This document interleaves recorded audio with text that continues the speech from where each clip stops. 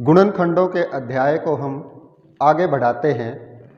अभी तक हमने एक पदी के गुणनखंड किए हैं, द्विपदी के गुणनखंड किए हैं, त्रिपद के गुणनखंड किए हैं और 4 पदों वाले बहुपदों के भी गुणनखंड किए हैं। अब हम ऐसे बीजीय व्यंजकों के गुणनखंड करेंगे जिनमें सीधे तौर पर हमारी ये सर्व समीकाएं हैं, उन सर्व समीकाओं का प्रयोग करेंगे। पहली सर्व समीका है a² प्लस 2ab जमा b की घात 2, ये बराबर हो जाएगा a जमा b का वर्ग। दूसरी सर्व समीका a² माइनस 2ab जमा b की 2 बराबर होगी a घटा में b और सारे का वर्ग। तीसरी सर्व समीका a² माइनस b की 2, यानी कि दो संख्याएं दी हुई हैं और वो दोनों का वर्ग है, बीच में उनके घटा का चिन्ह है। पहली के वर्ग में से दूसरी का वर्ग घटाया जाए तो उनके गुणनखंड बनेंगे दोनों का जोड़ गुणा में दोनों का घटा, a प्लस बी गुणा में a माइनस बी। आइए हम शुरू करते हैं उदाहरणों के साथ। a² पहला सवाल है हमारा, a² जमा में 8a जमा 16, 8a जमा के 16। सबसे पहले हमने देखना है कि पद कितने हैं। पद हमारे पास 3 हैं और 3 पदों में हम इनके साथ मैचिंग करेंगे। हम देखते हैं कि क्या सभी पद धनात्मक हैं या कोई घटा का भी है। हम देखते हैं कि सभी जमा के हैं, तो पहली सर्व समीका के लिए हमारे पास 2 पद पूर्ण वर्ग होने चाहिए। हम इसमें ढूंढेंगे, पहला पद हमारे पास पूर्ण वर्ग है। अब हम एक ऐसा दूसरा पद देखेंगे, तो दूसरा पद हमने 16 देख लिया, 16 4 का वर्ग है, तो a² जमा में 8a जमा में 4 का वर्ग। अब बीच में जो पद है वो है 2 गुना a गुना b, यानी कि पहले और पिछले पदों की गुणा का 2 गुना। हम यहाँ इस बीच वाले पद को देखते हैं क्या इसके साथ ये मैच करता है या नहीं। a² जमा 2 गुणा में पहला पद a और दूसरा पद 4 जमा में ये पद ऐसे का ऐसा 4 का वर्ग।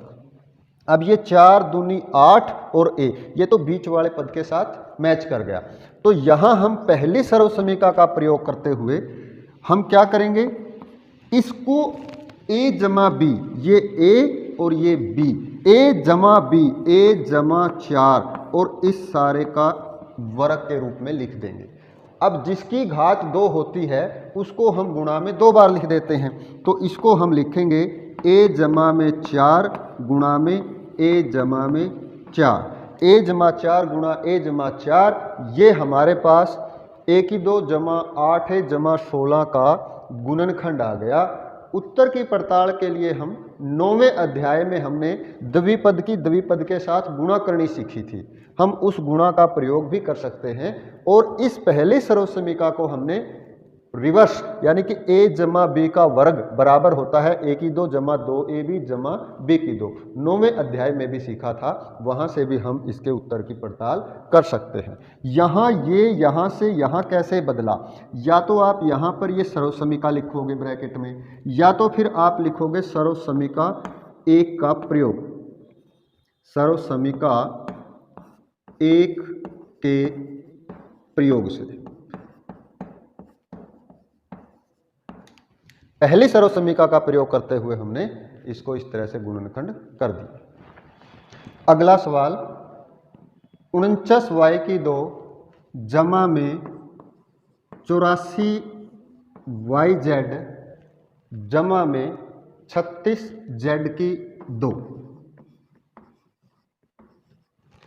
अब हम यहाँ पर देखते हैं कि ये पहला पद और तीसरा पद, इसमें चर संख्याओं के वर्ग हैं। इनके जो गुणांक हैं 36, ये 6 का वर्ग है और 49 7 का वर्ग है।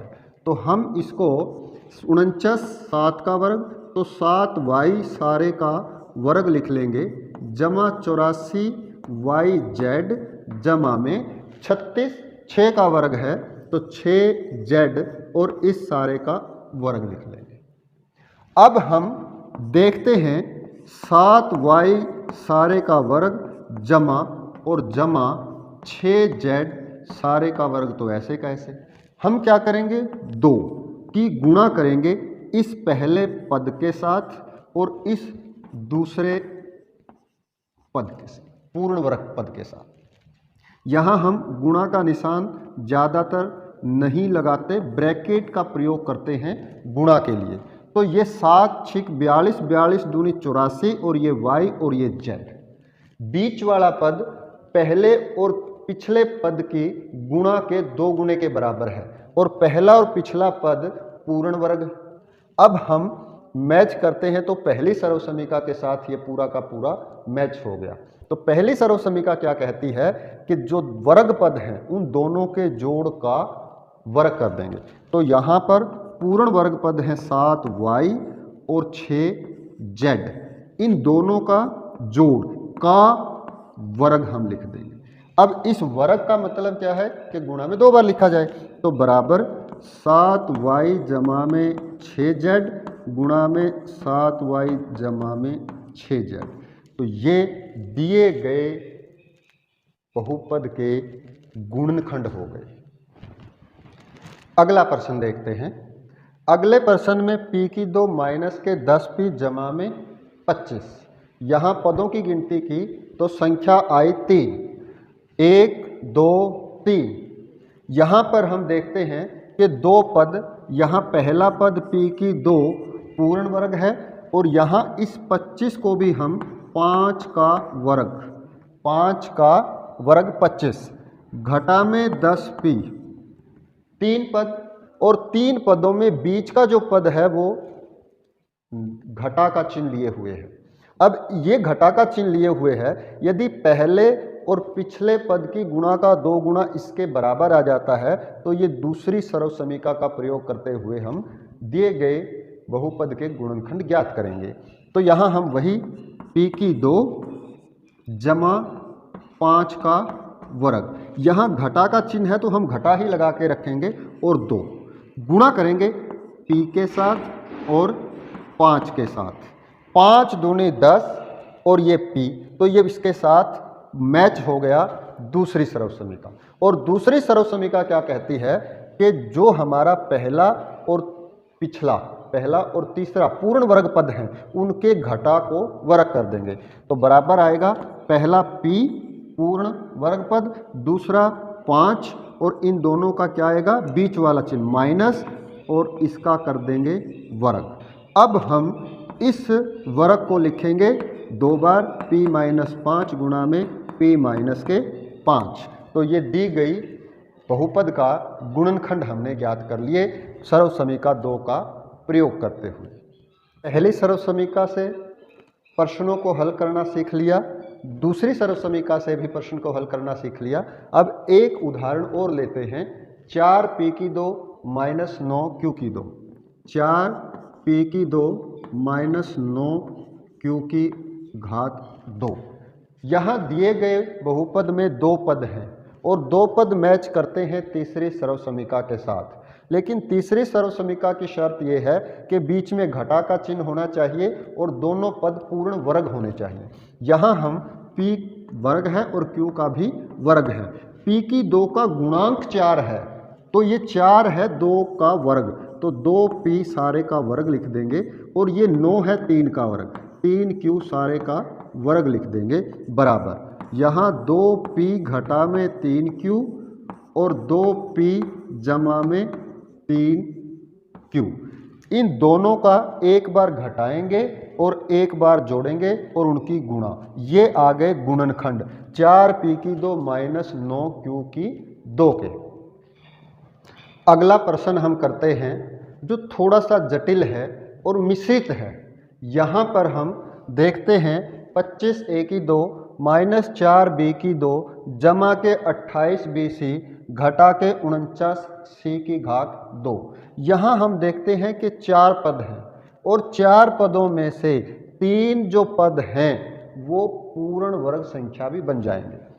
यहाँ बराबर 5a सारे का वर्ग घटा में 2b सारे का वर्ग जमा में 28bc घटा के 7c और सारे का वर्ग। अब हमें दिक्कत ये है कि इसमें कौन सी सर्व समीका का प्रयोग किया जाए। हम थोड़ा सा ध्यान देकर इसको देखें तो बीच वाली जो बिना वर्ग की पद है उसमें b और c है। b और c के लिए हमारे पास ये दो पद हैं, तो हम क्या करेंगे 5a की 2 को ऐसे का ऐसे रखेंगे घटा, ये घटा का चिन्ह बाहर ले लेंगे क्योंकि ये दोनों घटा के हैं और ये जमा का है, जबकि हमारे पास इन सर्व समीकाओं में एक बीच वाली जो संख्या है वो घटा की होनी चाहिए। तो हम बड़े ब्रैकेट का प्रयोग करेंगे, ये 2b सारे का वर्ग घटा 28bc और जमा के 7c सारे का वर्ग ब्रैकेट बंद। तो यहाँ पर हमें इन तीन पदों के साथ हमारी मैचिंग होगी दूसरी सर्व समीका की। तो सर्व समीका 2 का प्रयोग करते हुए हम इसको हल करेंगे। बराबर 5a सारे का वर्ग ऐसे का ऐसा माइनस, यहाँ हम करेंगे 2b घटा के 7c, 2b और 7c और इस सारे का वर्ग। अब हमारे पास एक नया रूप निकल के आया जिसमें हमारे पास दो पद हैं और दोनों पदों का वर्ग है और आपस में बीच में घटा का चिन्ह भी है। तो अब हमारे पास ये तीसरी सर्व समीका के साथ इसकी मैचिंग होती है। तो हम करेंगे बराबर पहला पद 5a आगे जमा दूसरा पद है 2b माइनस के 7c। हम क्या करेंगे इस दूसरे पद को अभी फिलहाल के लिए ब्रैकेट के अंदर ही रख लेंगे। आगे गुणा में पहला पद 5a घटा में दूसरा पद 2b घटा में 7c और इसको भी हम ब्रैकेट के अंदर ज्यों का त्यों उठा के रख देंगे। अगले पंक्ति में हम इसको हल करेंगे 5a जमा 2b माइनस के 7c और गुणा करेंगे 5a, यहाँ ब्रैकेट से बाहर माइनस का चिन्ह है तो ब्रैकेट के अंदर वाली सभी संख्याओं के चिन्ह बदल जाएंगे। तो घटा का 2b और जमा का 7c, ये आ गए गुणनखंड 25a की 2 माइनस 4b की 2 जमा 28bc घटा के 49c की 2 के। तो जैसे जैसे हमारा अभ्यास बढ़ता जाएगा और जैसे जैसे दिमाग की कसरत तेज होगी तो हम चिंतन के द्वारा, सोच समझ के द्वारा इस तरह के प्रश्नों को, जटिल प्रश्नों को भी आसानी से हल कर लेंगे। बस ज़रूरत है कि हमारी समझ विकसित होनी चाहिए, कंसेप्ट क्लियर हो।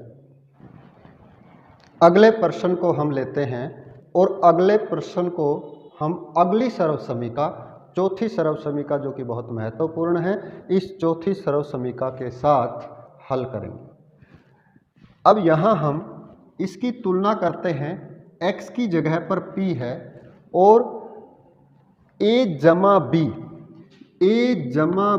की जगह पर यहाँ 6 है और a गुणा b, ab की जगह पर 8।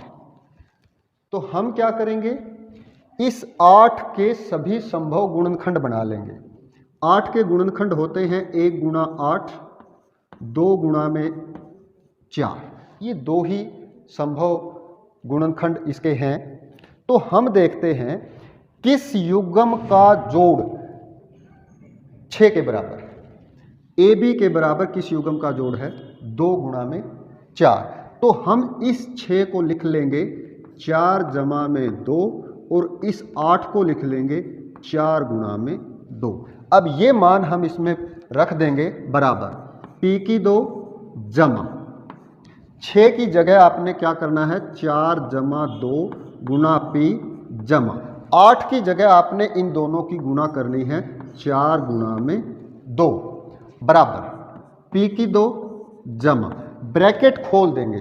यदि हम ब्रैकेट खोल के करते हैं तो भी ठीक है, नहीं तो हम इसको सीधे भी लिख सकते हैं। कैसे लिख देंगे सीधे?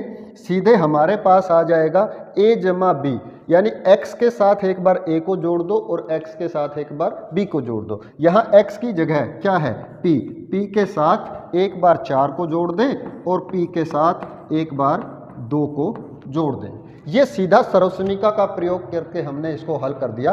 अब इसको खोल के देखना चाहें तो ब्रैकेट खोलेंगे तो 4p जमा में 2p जमा में 4 गुना में 2। अब यहाँ से हम पिछले प्रश्नावली में 4 पदों को हल करना सीख चुके हैं। पहले 2 पद में कॉमन गुणनखंड p आया और p कॉमन लेने के बाद p जमा में 4 जमा में। दूसरे में 2 कॉमन गुणनखंड है तो 2 को बाहर ले लेंगे तो p जमा में 4 अंदर रह जाएगा।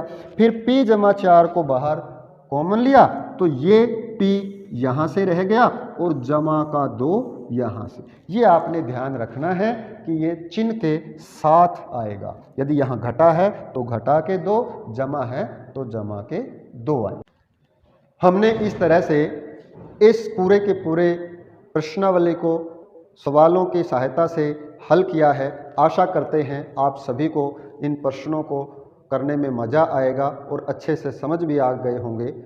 आप बहुत पढ़ें, खूब पढ़ें और अभ्यास के लिए ज़्यादा से ज़्यादा प्रश्नावली और उदाहरण के सवालों को हल करें। आप सभी का बहुत बहुत धन्यवाद। नमस्ते।